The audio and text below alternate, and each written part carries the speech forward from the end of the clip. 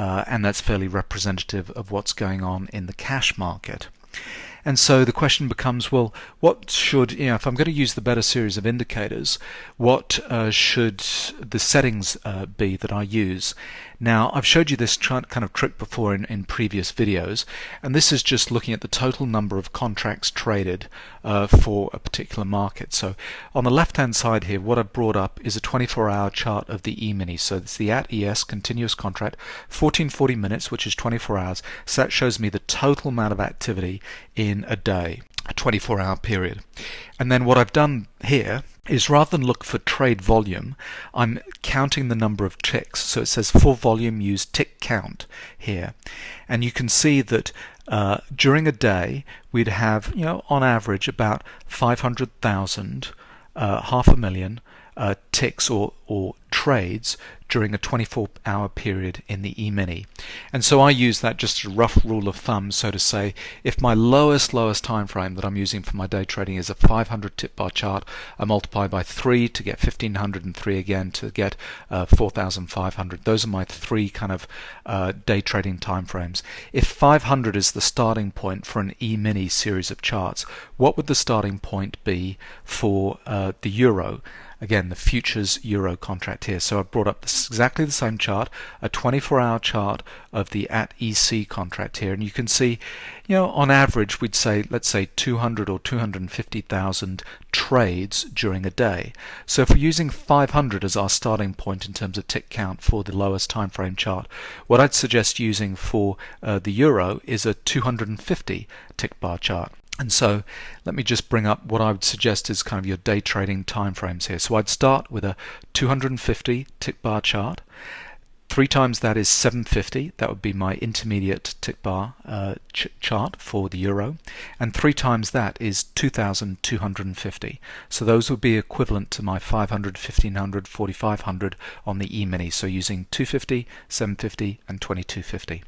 And so the question is, well, do the signals work just as well with the euro futures contract as that does with the E-mini? And just this is a live chart kind of happening at the moment, and we've just had a beautiful trade kind of set up on this chart, and I'm just going to show you this one here.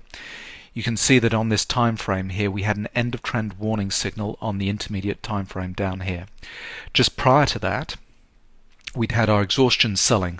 Here's better momentum showing our exhaustion selling down here. And at this end of trend cyclical turning point, we've got a bullish divergence point here.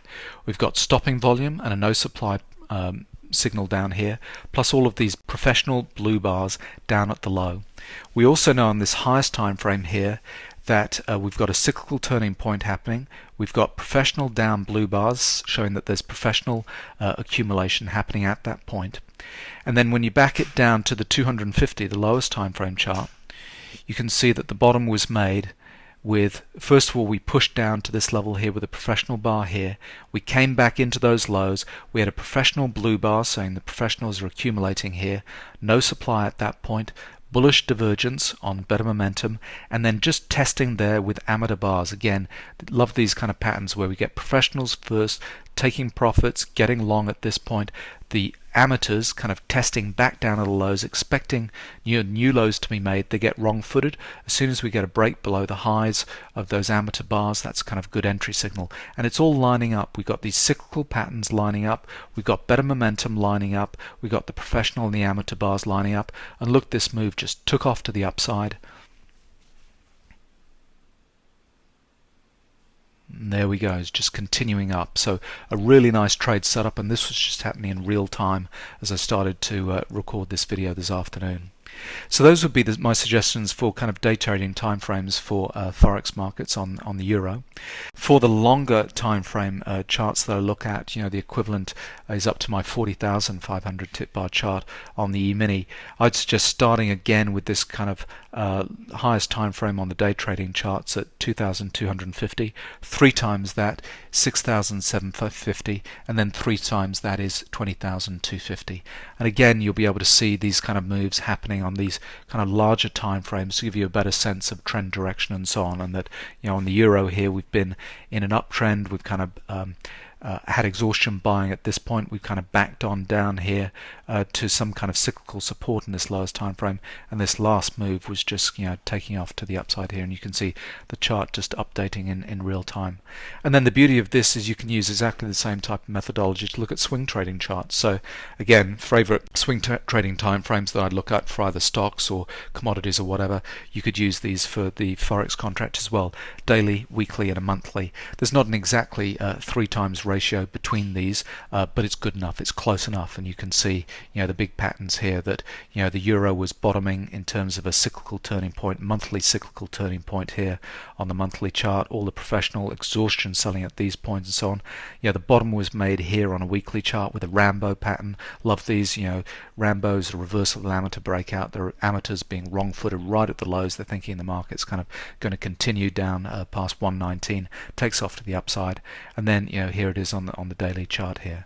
So that would be my suggestion, to use those kind of time frame tick bar settings for the euro charts, and you can use exactly the same type of methodology to determine what your tick bar settings will be for the British pound or the Aussie versus yen and so on. So hopefully that's helpful. So in general, I'm starting to change my tune, become less of a fascist in terms of not trading Forex, and saying, well, the better series of indicators are they're robust. They've not been optimized for the E-mini. They're designed for any market and any time frame, as long as you have that fundamental kind of volume data, the volume traded at the bid and the ask, average trade size. So, and it looks like we're getting that data through the CME futures Forex contracts, and it seems to be pretty representative of the cash market. So I'd suggest looking at that if you're interested in trading Forex.